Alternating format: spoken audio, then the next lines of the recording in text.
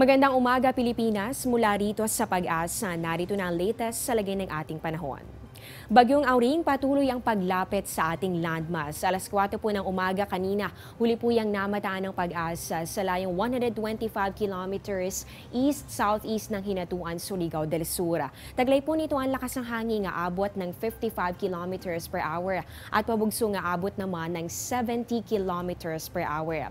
Ang Bagyong Auring inaasahan po natin kikilos pa west-northwest sa bilis na 7 kilometers per hour. At kung hindi po magbago ang bilis at direksyon ng bagyo, posible po yan tumama dito sa bahagi ng Surigao Provinces mamayang gabi o kaya naman ay bukas ng madaling araw. Kaya patuloy po natin yung babantayan dito lamang sa Panahon TV.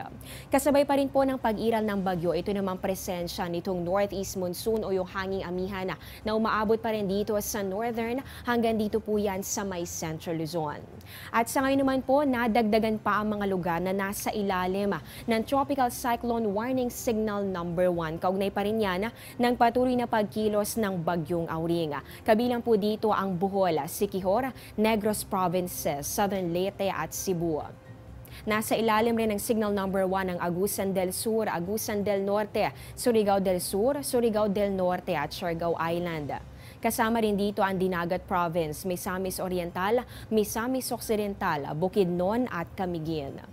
Kabilang din po dito ang Davao del Norte, Northern Davao Oriental at ang Northern Zamboanga del Norte. At nasa ilalim rin ng signal number 1 ang Lanao del Norte, Northern Lanao del Sur at Compostela Valley. Dito po posibleng maranasan ang lakas ng hangin nga abot ng 30 to 60 kilometers per hour sa loob po yan ng 36 hours.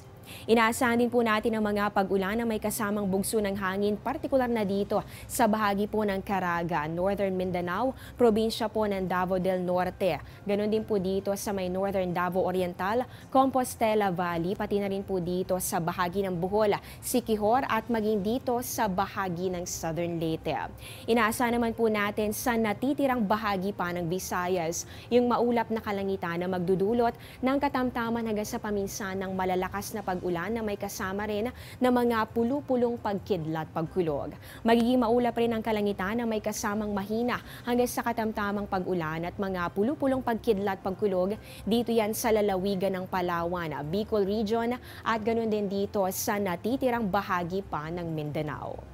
Samantala, dahil naman sa hanging amihan, mararanasan po natin dito sa Metro Manila, ganoon din sa regions ng Cordillera, Ilocos, ganoon din dito sa Cagayan Valley, pababa po dito sa bahagi ng Central Luzon. Ito pong bahagya hanggang sa maulap na kalangitan na may kasama na isolated light rains. At para naman sa natitirang bahagi pa ng Luzon, inaasahan naman ang bahagya hanggang sa maulap na kalangitan na meron lamang chances ng mga pulu-pulong pag-ulan o pagkidlat pagkulog. Sa lagay naman ng ating mga karagatan, nakataas po ngayon ang gale warning ng Pag-asa sa eastern seaboard ng Visayas at ganoon din sa silangang baybayin ng Mindanao. Kasama po dito ang mga sumusunod. Kasama dyan ang mga baybayin ng Leyte, ganun din ang eastern coast ng Davao Oriental. Dito po mararanasan yung maalon hanggang sa napakaalong kondisyon ng karagatan, kaya hindi muna pwedeng pumalaot ang maliliit na sasakyang pandagat. Pero paalala naman doon sa areas na nasa ilalim ng Tropical Cyclone Warning Signal number 1, automatically wala pong biyahe ang anumang uri ng sasakyang pandagat. Diyan lamang po kayo, magbabalik kami matapos ng isang paalala. Teng, ang package. Ma'am, sabi ng Air 21 on the road na. Ano, Teng? Ang package. Ma'am, sabi ng Air 21 na receive na. Okay, very good. Basta padala, sagot ka ng Air 21. May real-time delivery updates via text para worry-free ka. Teng, ang package, napadala mo na? Yes, ma'am, sa Air 21. Sa Air 21, sagot ko, padala mo! Dahil sa inaasahang masamang panahon na mararanasan sa ilang bahagi ng Mindanao, nag-anunsyo na ng class suspension sa lahat ng antas sa Agusan del Norte at ganoon din sa Butuan City. Ibig sabihin po nito, kanselado ang mga klase bukas, January 9, 2017. Yan munang latest mula dito sa Pag-asa. Manatiling nakatutok sa Panahon TV kung saan walang pinipiling panahon ang pagbibigay impormasyon. Ako po ang inyong weather lover Amor La Rosa na nagsasabing ang taong handa at may nahon kayang lagpasan ang hamon ng panahon. Magandang umaga po sa inyong lahat.